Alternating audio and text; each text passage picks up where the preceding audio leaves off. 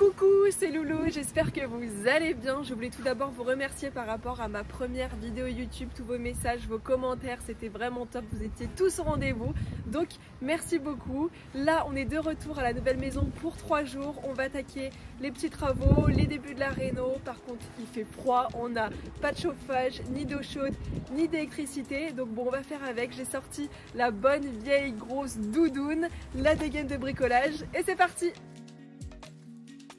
Bon, du coup, première étape, on va nettoyer la cuisine qui est bien sale et ils ont laissé plein de trucs dedans, genre des bouteilles périmées. Donc on va s'attaquer à cette première pièce. Quand je vous dis qu'il y a du boulot, c'est qu'il y a du boulot. Regardez l'état du placard sous l'évier. Putain. Bon, on a installé ma ring light avec un générateur électrique pour éclairer parce que sinon il n'y a pas d'électricité. On attaque vraiment le nettoyage, mais quand je vous dis que c'est sale, c'est, regardez, c'est dégueulasse. Les placards, regardez, il y a des crottes dedans. Donc j'ai mis les gants et c'est javel sur javel en espérant que ça donne un peu plus envie. Et après, ça sera un coup de peinture quand on aura vraiment tout nettoyé. On a enlevé le frigo. Comment c'est dégueulasse! Si vous voulez voir de la belle crotte, oh, faut c'est du propre, ils viennent nous aider là parce que c'est plus possible.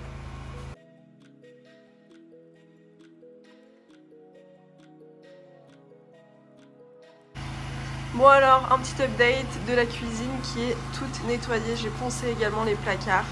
Là, l'étape, c'est de peindre le lambris qui est en blanc. Vous avez vu, les lustres sont magnifiques. Et j'attaque tout ça, puis après on attaquera la peinture des placards.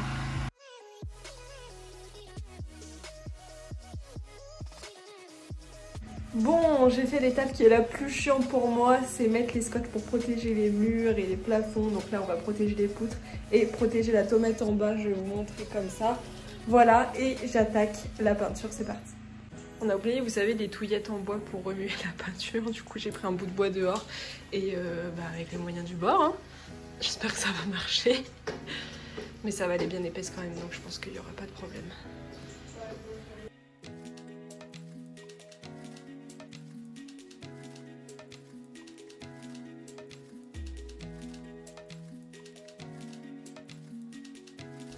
Bon, on peint le lambris, mais ce que vous voyez pas, c'est qu'avec le rouleau, en fait, ça rentre pas dans les petits trous comme ça. Donc c'est super chiant. Donc on est obligé de passer derrière avec le pinceau. Donc moi, je suis avec le rouleau et ma maman passe derrière avec le pinceau.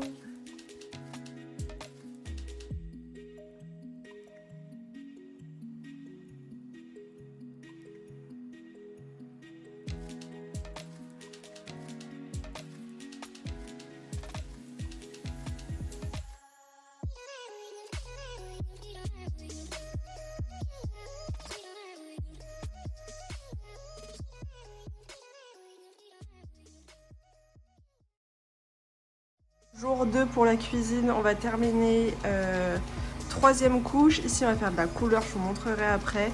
Et on attaquera après les meubles. Mais la peinture a bien pris, on a fait 2 couches, franchement, ça éclaircit direct, c'est trop cool.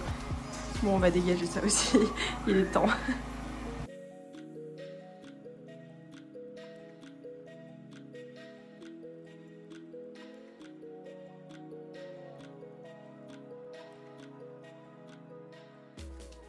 Bon, du coup, comme on est en train de terminer la peinture vert d'eau, là, on se dit que le marron des placards, ça va bien avec. Du coup, on est en train d'hésiter si on laisse ou pas. Bien sûr, la mosaïque, là, ça va dégager parce qu'on n'aime pas. Mais on se dit que le vert d'eau avec le marron bois des meubles, c'est plutôt pas mal. Du coup, notre question, est-ce que vous pensez qu'on fait plus des meubles qu'on va éclaircir, qu'on fait blanc ou quoi? Ou alors on les laisse marron comme ça, on ponce un peu éclairci, on va changer les poignées pour moderniser, mais on trouve que le bois va bien avec le verre d'eau. Donc là on est dans la pièce principale avec la grosse cheminée qui vient d'être ramonée, le mur en pierre que j'adore. Et en fait là il y a une petite voûte comme ça et il y a la deuxième partie du salon avec le beau parquet. On va repeindre en blanc tout ce mur framboise qui est très moche, plus le lambris encore là-bas. Ça va être assez long, je pense qu'on va éclaircir aussi les poutres, c'est des fausses poutres qui ont été recouvertes, donc je pense qu'on va faire peut-être du blanc entre les poutres. Et voilà quoi, il y a pas mal de boulot. On a laissé ce meuble, il était fixé au mur, il était immense. On l'a divisé en deux et je vais faire un DIY avec ça. Ça va être trop beau. Du coup c'est parti rebelote pour la partie que je déteste, c'est mettre du scotch ici pour délimiter les plinthes, mettre du scotch ici pour délimiter les poutres et pas les abîmer. Et ça prend trop longtemps, je déteste faire ça franchement, c'est la pire partie pour moi de la réno.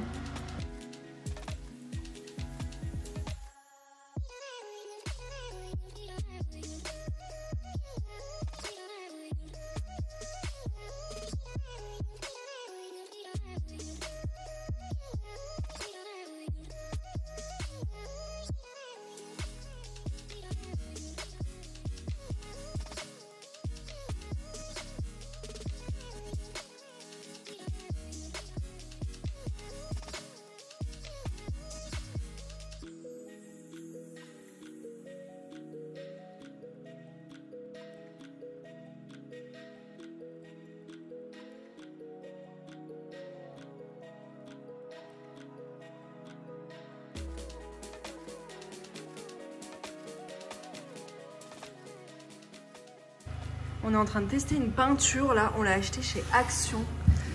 Il y a le prix encore là, 12 €, 11,95 €. C'est 10 litres de peinture blanche, on est en train de tester sur le mur. Je vous dirai ce que ça donne, si c'est vraiment un bon plan ou si c'est vraiment de la... On a fait 2 murs avec cette peinture en dernière couche, donc j'espère que ça suffit. On avait oublié de mettre des bâches, enfin surtout on avait oublié de les amener, du coup on n'en a pas mis. Du coup on n'a pas protégé le sol et on se tape à tout nettoyer le sol. Mon cendrillon par terre, ça c'est vraiment la partie chiante aussi. Bon, j'ai changé d'endroit, je suis à nouveau dans une vraie maison avec chauffage, électricité, eau chaude, ça fait du bien. Et je m'attaque au plan de la maison, donc j'ai comme aide juste ça. En fait, on a des plans avec des tracés, mais il n'y a aucune mesure ni rien, donc c'est un peu galère. On a essayé de prendre les mesures du rez-de-chaussée et d'un étage. Et déjà, j'ai attaqué du coup le rez-de-chaussée sur un site de plan 3D. Donc je fais ça sur Cozy Casa, je sais pas si vous connaissez, mais c'est vraiment super bien. Donc voici le plan 3D de tout le rez-de-chaussée. Je trouve que c'est sympa. Là c'est un peu trop foncé au niveau du sol. Vu que la tomate elle est couleur rouille, c'est un peu compliqué de le remettre sur le plan 3D. Mais je trouve ça quand même pas mal. Je vais vous montrer du coup le plan de la cuisine. Donc voilà à quoi ça ressemble. Le mur vert d'eau comme ça fait bien ressortir le bois. On a éclairci un peu les poutres sur le plan 3D et j'espère qu'on va réussir à les éclaircir, on va dire, dans la vraie vie. Et on a rajouté de la crédence comme ça. On sait pas encore ce qu'on va mettre. On hésite un peu, on est en train de chercher, mais je vous tiendrai au courant. Le gros problème de cette cuisine, c'est que le plan de travail est vraiment petit. Enfin, en tout cas, il y a peu de place libre. Il y a les plaques ici de cuisson, l'évier ici, donc ça ne fait vraiment pas beaucoup de place pour cuisiner et tout ça. Donc je pense qu'à la place de la table qui est ici, on fera peut-être un plan de travail pour pouvoir avoir de l'espace pour cuisiner. Je continue avec une deuxième pièce, j'ai attaqué le plan 3D de la salle à manger. Donc on a envie de mettre des grandes tables pour accueillir plein de personnes, un beau lustre, un miroir industriel comme ça. Si jamais ça vous dit quelque chose, c'est que vous me suivez sur Instagram, j'ai mis un tuto pour faire un grand miroir industriel. Vous pouvez le retrouver du coup sur mon Instagram si ça vous intéresse. Bon allez, j'arrête de papoter, je vais me remettre au boulot et je vous dis surtout à bientôt pour de nouvelles rénos. Ciao!